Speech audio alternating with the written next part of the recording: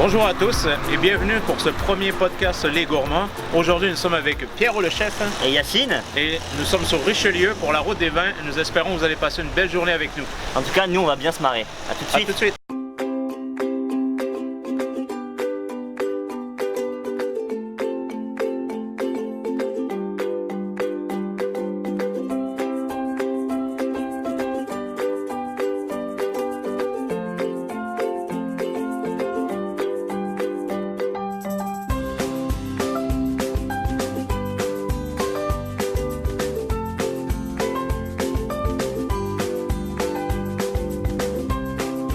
On a décidé de faire un petit arrêt à Belle-Province.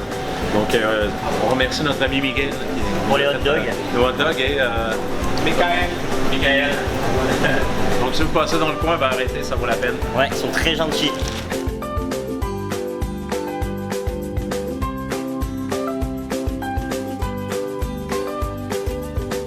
Bon, nous voici à notre première étape de la route des vins, le vignoble Les Pervenches.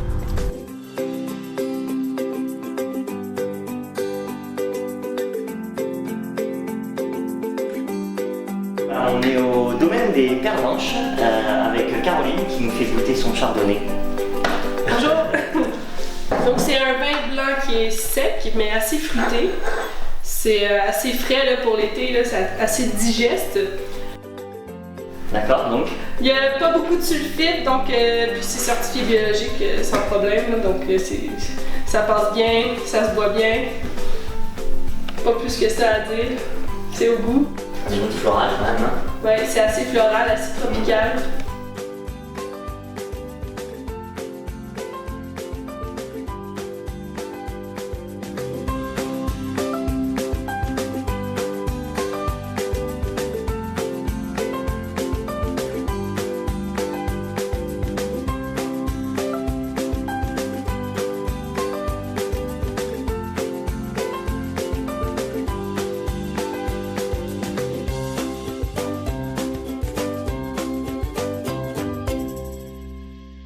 Donc bonjour, finalement on est arrivé au vignoble de la Bauge avec monsieur Simon No, qui est le propriétaire ici. Donc il va nous expliquer un petit peu en fait l'origine du vignoble et comment ce joli petit domaine a commencé. Oui, bonjour tout le monde. Bonjour. Bonjour, salut les gars. Alors le vignoble de la Bauge, c'est une entreprise familiale qu'on a commencé en 1986. En fait, il y a mon père puis on est 6 enfants. C'était une ferme agricole au départ. Et puis j'ai un de mes frères aînés qui a commencé un élevage de sangliers en 1976. Ça fait 40 ans maintenant. Qu'on voyait ici d'ailleurs. Ouais. Puis il faisait du sanglier surtout pour la restauration, pour les restaurants du Vieux-Montréal. C'était une nouvelle viande à cette époque-là. Et là où le sanglier, puis c'était le premier au Québec à élever du sanglier. Okay. Alors là où le sanglier se couche et fait son nid, ça s'appelle une bauge. OK. Fait à l'époque, vignoble la Bauge de Brigham.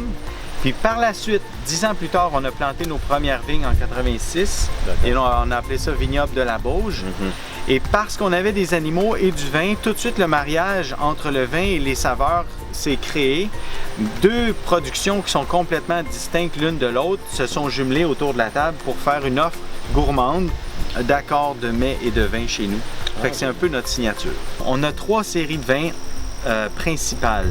La série Saveurs, qui est une série qu'on a développée pour le réseau des épiciers, où je voulais avoir un vin gourmand, prêt à boire, fruité, frais, très droit, très aromatique, désaltérant. Ensuite de ça, on a la série Évolution, qui est des vins qui ont un peu plus de recherche, des vins qui ont mûri en fût de chêne, avec plus de texture, des goûts vanillés plus boisés. Ceux-là sont offerts à la SAQ, mais les vins bio, c'est l'an prochain. Écoutez, merci beaucoup. On a été super bien accueillis, donc on vous conseille Vignoble de la Bauge, on vous le conseille très fortement. C'est superbe, c'est très agréable. Donc venez voir monsieur Simon No et son équipe, ça vaut le coup. On vous remercie beaucoup. Merci beaucoup. Merci bien, monsieur. Merci d'avoir été avec nous pour ce premier podcast des gourmands. N'oubliez pas de liker notre page, puis on se revoit pour de nouvelles aventures.